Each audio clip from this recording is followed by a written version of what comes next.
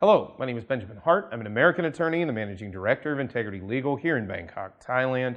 As the title of this video suggests, we're discussing possible insurance requirements for entering the Philippines. I've been doing a number of videos on some countries here regionally in Southeast Asia as things are opening up more and more. Thailand has really opened up in the past roughly 2 weeks, where we've seen basically the insurance requirement thrown out. We've seen most if not all the testing requirements thrown out, especially for vaccinated travelers, and the requirements even for unvaccinated are they're quite low compared to what they were just going back even a couple months ago.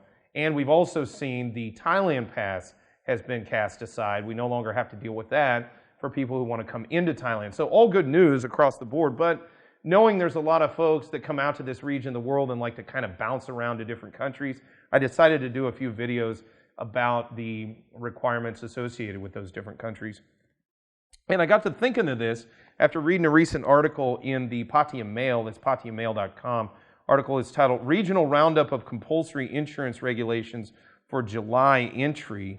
And then under the subheading Philippines, there is no longer an automatic insistence on medical cover for entry as the former requirement of US $35,000 to include COVID, quote unquote, for the duration of the stay vanished from government websites last May. However, if you are unvaccinated or in a semi-state, you will still need to purchase in advance a US $35,000 policy from a quote a reputable insurance provider, unquote. Most current visitors to the Philippines are returning Filipinos or long-stay expats rather than tourists. Yeah. We're seeing a kind of an influx of inbound retirees and tourists here to Thailand. I don't know exactly what the demography is over there in the Philippines.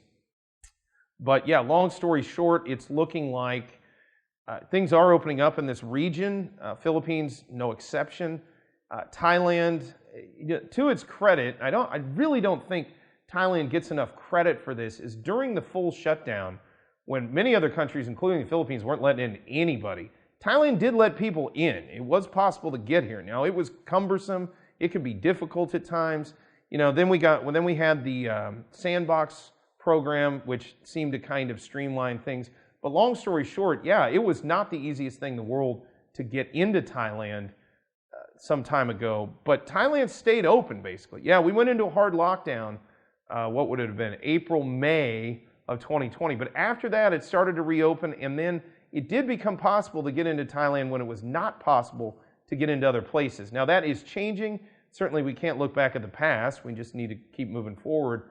But it is noteworthy. And the thing to think about is, yeah, it's now possible to get into Thailand. Pretty much everybody I can think of isn't going to need insurance, which is a little bit different in the Philippines. And then also there may be some testing requirements for the unvaccinated here in Thailand. And there's no Thailand pass. So long story short, Thailand has improved